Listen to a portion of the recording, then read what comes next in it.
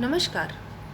आज हम बात करेंगे पंडित मल्लिकार्जुन मंसूर के बारे में, जो कि बहुत प्रख्यात शास्त्रीय गायक हुए हैं जयपुर अतरौली घराने के।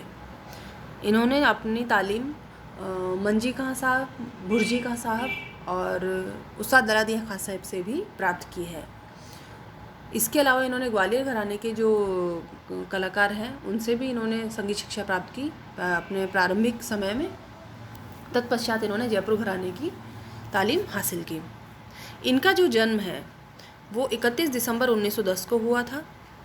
ये अपने जीवन के अंतिम दिनों तक गाते रहे थे, जैसा कि मैंने आपको बताया है।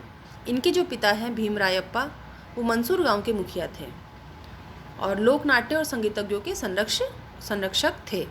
इनकी माता नीलम्मा गृहिणी थी।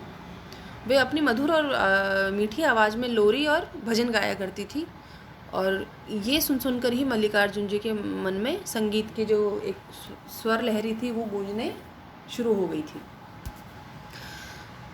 ये पढ़ना नहीं चाहते थे, इनका पढ़ाई में मन नहीं लगता था, तो इन्हें इनकी शिक्षा करने के लिए इनके नाना के घर धारवाड़ भेज दिया गया। पर कुछ दिनों वहाँ रहने के बाद ये फिर वहाँ से भी भाग निकले। फिर उसके बाद इन्हें वामन राव मास्टर नाम की विश्व आदर्श ड्रामा मंडली थी एक, उसमें इन्होंने जाकर उसको ज्वाइन कर लिया। इस मंडली में मल्लिकार्जुन के बड़े भाई वासवराज जो थे वो पहले से ही अभिनय कर रहे थे। इनके पिता को मल्लिकार्जुन का मंडली ज्वाइन करना अच्छा नहीं लगा और उन्होंने उसे फिर से स्कूल में भर्ती करवा दिया।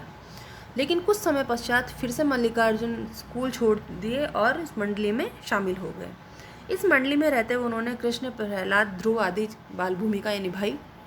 उन दिनों नाटक मंडली में राग गाने की परंपरा हुआ करती थी, तो मल्लिकार्जुन जी की जो हारमोनियम बजाना और शास्त्रीय गायन की जो एक कहिए की शुरुआत जो है वो इसी मंडली से हुई। एक बार जब वामन राव की नाटक मंडली बागलकोट में प्रदर्शन कर रही थी तो वहाँ ग्वालियर घराने के संगीतज्ञ नीलकंठ बुआ मिरजकर आए हुए थे। नीलकंठ बुआ के शिष्य पंडोआ नाटक मंडली में हारमोनियम वादक थे, तो उन्होंने क्योंकि मल्लिकार्जुन भी वहाँ हारमोनियम बजाया करते थे तो उन्होंने मल्लिकार्जुन का परिचय अपने गुरु नीलकंठ बुआ से करवाया। नीलकंठ बुआ मल्लिकार्जुन का गाना सुने और उससे बहुत प्रभावित हुए, तो उन्होंने उन्हें संगीत तालीम देने की निश्चय कर लिया। नीलकंठ बुआ पंडित बालकृष्ण बुआ इचलकरंजीकर के शिष्य तथा पंडित विष्णु दिगंबर पलुस्कर के गुरु भाई थे। उन्होंने मल्लिकार्जुन को स्वर, अलंकार, छोटा ख्याल, बड़ा ख्याल और लगभग 40 रागों की तालीम दी। लगभग 6 वर्ष तक नीलकंठ बुआ से गायन सीखने के बाद मल्लिकार्जुन मंसूर बम्बई आ गए और छोटी मोटी महफिलों में अपनी गायन प्रतिभा का प्रदर्शन करने लगे।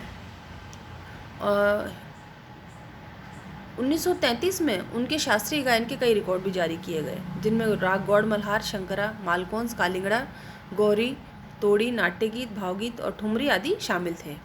उनका गायन आकाशवाणी से भी प्रसारित होने लगा था। बम्बई में जब वो थे तो उन्होंने जयपुर अतरौली घराने के संस्थापक उस्ताद अलादिया खां साहब के बड़े बेटे मंजी खां साहब का गायन सुना किसी प्रोग्राम में, और वो उनके गाने से इतने प्रभावित हुए, उनकी गाने की शैली से इतने ज़्यादा प्रभावित हुए कि उन्होंने जलसों में गाना बंद कर दिया और उनसे आग्रह किया कि वो उन्हें शिष्य के रूप में स्वीकार कर लें। किसी मित्र के द्वारा उन्होंने मंजी खां साहब से संपर्क किया और काफ़ी मिन्नतों के बाद मंजी खां साहब जो हैं वो उन्हें सिखाने के लिए राज़ी हो गए।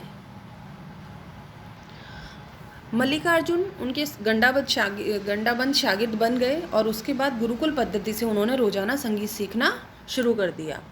इस संगीत शिक्षा के दौरान कभी कभी उस्ताद अलादिया खां साहिब भी वहाँ मौजूद हुआ करते थे और उनसे भी उन्हें मार्गदर्शन प्राप्त होता रहा। मल्लिकार्जुन मंसूर जी ने एक साक्षात्कार में मंजी खां साहब के बारे में कहा था कि वो जब गाते थे तो लगता था कि समाधि में हैं। मुझे लगता था कि मैं उनके जैसी राग की स्वर शुद्धता कभी नहीं सीख पाऊँगा, या कहा जाए कि उसके आसपास भी नहीं पहुंच पाऊंगा। मगर जब संगीत सीखना शुरू किया और धीरे धीरे रियाज किया, 4 महीने बाद ही मैंने उनके रसों को आत्मसात करना शुरू कर दिया। मैंने रागों की शक्ति को देखा, महसूस किया और पाया कि उसकी कोई सीमा, कोई अंत नहीं है। मल्लिकार्जुन 2-2.5 साल ही सीख पाए थे मंजी खां साहब से कि अचानक मंजी खां साहब का निधन हो गया। उस्ताद मंजी खां साहब को दिल का दौरा पड़ा था और वो उनका इंतकाल हो गया। इसके बाद मंजी खां साहब के जो छोटे भाई हैं भुर्जी खां, उनसे मंसूर खां साहब गाने का मतलब सीखते रहे, प्रयास करते रहे, जलसे में गाते रहे। ऐसा चलता रहा। कहा जाता है कि जब मंजी खां साहब बहुत ज़्यादा अस्वस्थ हो गए थे, उनको दिल का दौरा पड़ा था और अस्पताल में भर्ती करवाया गया, तो उस समय मल्लिकार्जुन मंसूर जी जो हैं वो एक प्रोग्राम कर रहे थे। वो वहाँ मंच पर प्रदर्शन कर रहे थे अपने गायन का। तो जैसे ही उन्हें इस चीज़ की खबर मिली कि उनके गुरु जो हैं वो अस्पताल में भर्ती हैं, तो वो प्रोग्राम वहीं बीच में छोड़कर तुरंत सीधे अस्पताल पहुँच गए। लेकिन उनके पहुँचने के अगले ही मतलब वहाँ जब पहुँचे तो वो मूर्छावस्था में थे, तो उनसे बातचीत ना हो पाई और अगले दिन उनका इंतकाल हो गया। उनके इंतकाल से मल्लिकार्जुन जी बहुत ज़्यादा टूट गए, बहुत हताश और निराश हुए, क्योंकि उनकी गायकी की जो तालीम थी वो तो अभी अधूरी ही रह गई थी। उस्ताद अलादिया खां साहब काफ़ी वृद्ध हो चुके थे, इसलिए घंटों बैठकर तालीम देना उनके लिए संभव नहीं था। तो मंसूर अली खां साहब जो हैं उन्होंने फिर उनके छोटे बेटे भुर्जी खां साहब से तालीम लेना शुरू किया।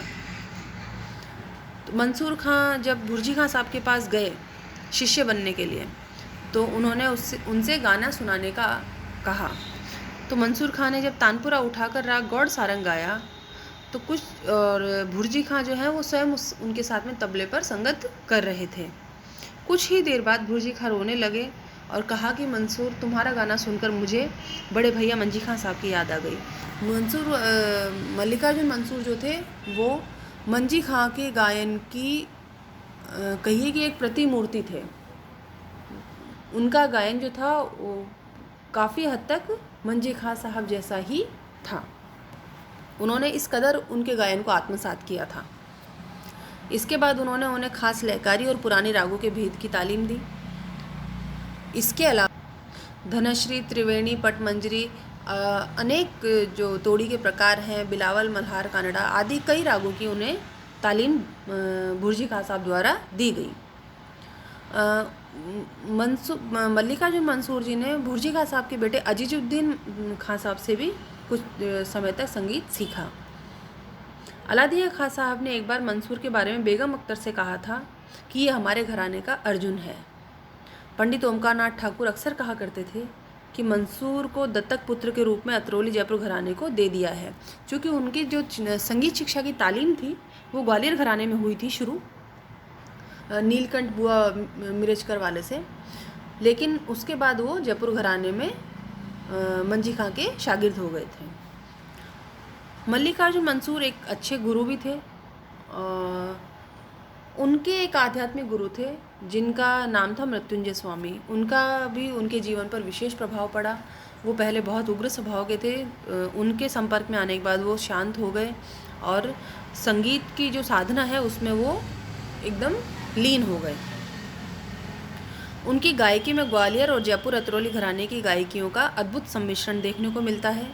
ग्वालियर घराने की खुली बुलंद आवाज़ और गमक और जयपुर अतरौली घराने की जो गायकी है उससे उस चीज़ को उन्होंने सजाया और संवारा। उनकी गायकी में लयात्मकता और पौरुषता का एक अद्भुत सम्मिश्रण मिलता है। ख्याल के सबसे पुराने और शायद सबसे अधिक रूढ़ शैली के जो गायक थे प्राचीन समय में, उनमें से एक नाम है उस्ताद मल्लिकार्जुन मंसूर खां साहब का।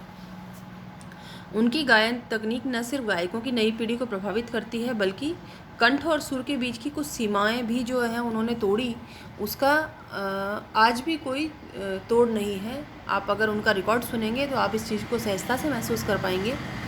उनके शिष्यों में उनके पुत्र राजशेखर और सिद्धाम जम्मल नाम के व्यक्ति उल्लेखनीय हैं। मल्लिकार्जुन मंसूर को ढेर सारा यश और सम्मान मिला।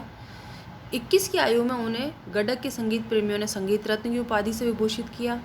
कर्नाटक संगीत अकादमी ने 1962 में, राज्योत्सव पुरस्कार 1968 में, पद्मश्री 1992 में, केंद्रीय संगीत नाटक अकादमी 1975 में, कर्नाटक विश्वविद्यालय से 1975 में ही उन्हें डीलिट की उपाधि भी मिली। इसके अलावा 1976 में उन्हें पद्म विभूषण से अलंकृत किया गया। कालिदास सम्मान उन्हें 1981 में प्राप्त हुआ और विश्व भारती विश्वविद्यालय से 1988 में उन्हें देशिकोत्तम नाम जो उपाधि है उससे विभूषित किया गया। इतनी प्रतिष्ठा और सम्मान के बावजूद मल्लिकार्जुन मंसूर जो थे वो बहुत ही सहज और सीधे स्वभाव के व्यक्ति थे। उनमें अहंकार लेश मात्र का भी नहीं था। धारवाड़ में लंबी बीमारी के बाद 12 सितंबर 1992 को उनका निधन हो गया। उनके एक शिष्य ने कहा था कि वह सच्चे फ़कीर थे, ख्याल के फ़कीर, और ये बात सही है, सत्य है, और इसका प्रमाण आप उनकी गायकी में स्पष्ट रूप से पा सकते हैं। तो आज के लिए इतना ही। धन्यवाद।